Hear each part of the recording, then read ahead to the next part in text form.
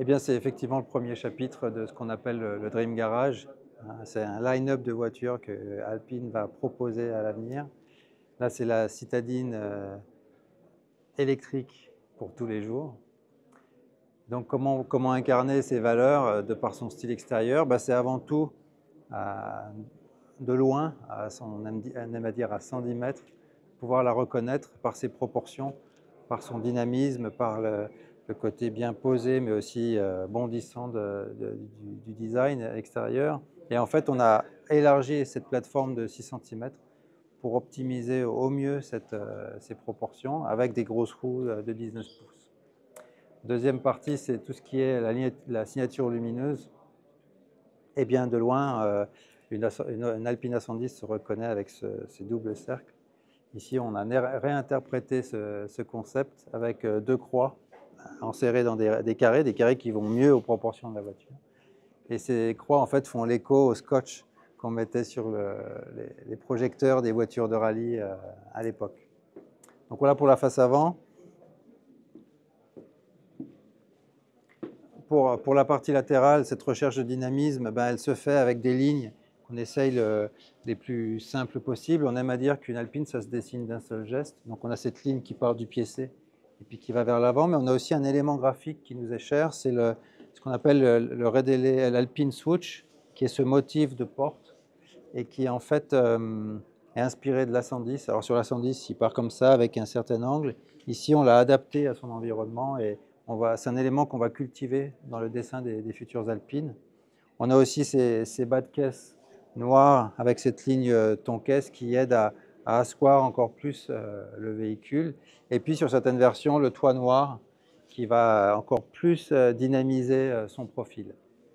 Et enfin, à l'arrière, eh bien, on a cherché encore une fois à optimiser les proportions, à avoir une voiture bien posée, plantée dans le sol, très large, très puissante.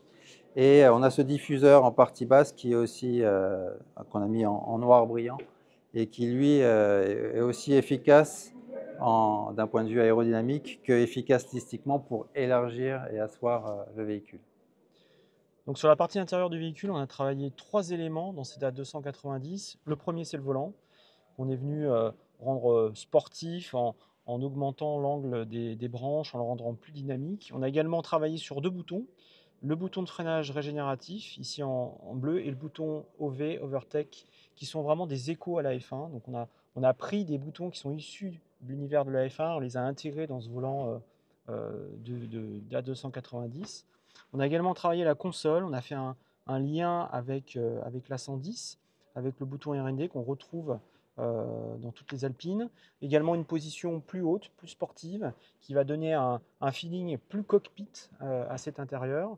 Et puis on a travaillé enfin le siège, qui a un maintien latéral sur les bolsters plus ferme, plus proche du corps, mais en restant vivable, facile à vivre pour un usage quotidien. Donc ce sont vraiment les 3 éléments clés de cet intérieur, c'est ce volant sportif, cette console dynamique plus haute qui vient créer cet univers cockpit, et puis ce siège qui a un maintien qui permettra de l'utiliser au quotidien, mais en même temps d'avoir, on va dire, un usage un peu plus dynamique du véhicule.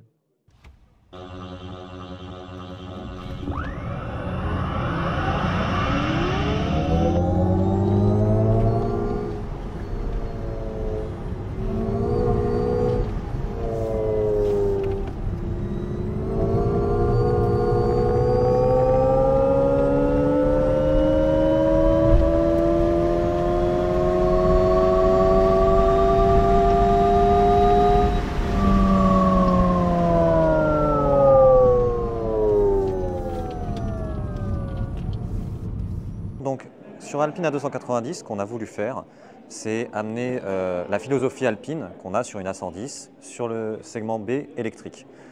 Concrètement, ça veut dire qu'on a pris une plateforme qui est déjà très bonne et on est venu mettre le moteur 220 chevaux du segment C du groupe, donc 220 chevaux, 300 Nm de couple. On a développé un berceau en aluminium pour le recevoir qui nous est spécifique, des portes fusées en aluminium et évidemment on a travaillé toute la liaison au sol. Donc on parle d'amortisseurs spécifiques avec des butées hydrauliques de suspension, qui vont permettre de concilier aussi bien confort que sportivité. Des étriers Brembo 4 pistons monobloc qui viennent de l'Alpine A110. Les disques de frein sont en 320 mm, donc on est bien dimensionné, d'autant plus qu'on a quand même du freinage régénératif. On a travaillé sur les pneus, évidemment, c'est le seul contact avec le sol. Donc on a des pneus en 225 mm, plus larges, avec deux composés proposés. Pour la version la plus sportive, on va dire, on est sur le Michelin Pilot Sport S5. Et l'idée, c'était après de pouvoir jouer sur la calibration qu'on fait de toutes ces pièces performance. Parce que la moitié du travail, c'est les pièces performance qu'on met sur le véhicule. L'autre moitié, tout aussi importante, c'est la calibration qu'on en fait. Et ça passe par avoir des experts et du temps passé sur le véhicule. Nous, ce qu'on voulait faire, c'est avoir un véhicule joueur, mais contrôlable. Donc ça veut dire un train arrière assez mobile. Et pour faire ça, il fallait qu'on puisse le rendre quand même progressif. Donc ça voulait dire aussi profiter, là l'électrique est très intéressant, d'une répartition des masses un peu différente d'une petite sportive thermique, puisque le moteur électrique est un peu plus compact. On est plutôt avec sa transmission à 100 kg. L'équivalent thermique serait entre 200 et 250 kg. La batterie est également reculée dans le plancher.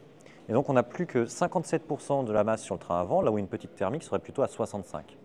Donc on est plus équilibré entre l'avant et l'arrière et donc plus progressif dans les réactions. Donc ça nous a aussi aidé par exemple pour avoir un train avant incisif, un arrière mobile mais toujours contrôlable. Le dernier point sur lequel on a travaillé et pour lequel on profite également de la plateforme, c'est que la batterie étant dans le plancher, le centre de gravité est abaissé. Donc un équivalent thermique aura besoin de beaucoup plus réduire la suspension pour tenir la caisse en virage, là où nous, on peut garder un peu plus de confort. Et donc on retrouve finalement, si vous avez eu l'occasion d'essayer une Alpine A110, ce que l'Alpine A110 avait amené sur le segment des coupés de place. Un véhicule vraiment agile, sportif, instinctif aussi dans le contrôle, mais aussi confortable. On peut faire de la route avec sans ressentir aucune douleur au dos. Nous, on amène ça sur le segment des petites sportives électriques, et d'autant plus un usage quotidien parce que l'électrique amène encore d'autres avantages. La compacité du moteur permet d'avoir un angle de braquage supérieur.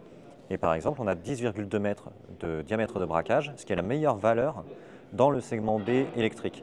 C'est quand même pas souvent qu'une petite sportive a les meilleures valeurs de praticité. Et c'est pour la même raison, le volume de coffre. On a 326 litres. C'est également la valeur la plus élevée du segment B électrique. Et c'est permis par exemple par le train arrière multibras qui dégage de l'espace sous le coffre. Alors c'est volontaire.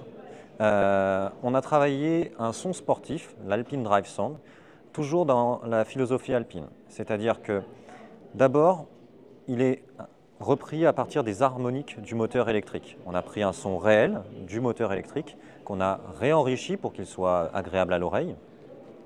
On l'a lié à toutes les actions moteur, pédale et frein pour qu'il soit réellement coordonné avec, et sur la réaction aussi de ce qui se passe sous les roues. Parce que c'est évidemment un élément d'immersivité. C'est comme quand vous jouez à un jeu vidéo, si vous coupez le son, vous n'avez pas la même expérience. Mais aussi très très important pour le retour d'information quand on pilote. Ça va permettre d'entendre tout de suite si on a une perte de motricité, par exemple, sur le train avant. Donc c'est vraiment clé pour le retour d'information.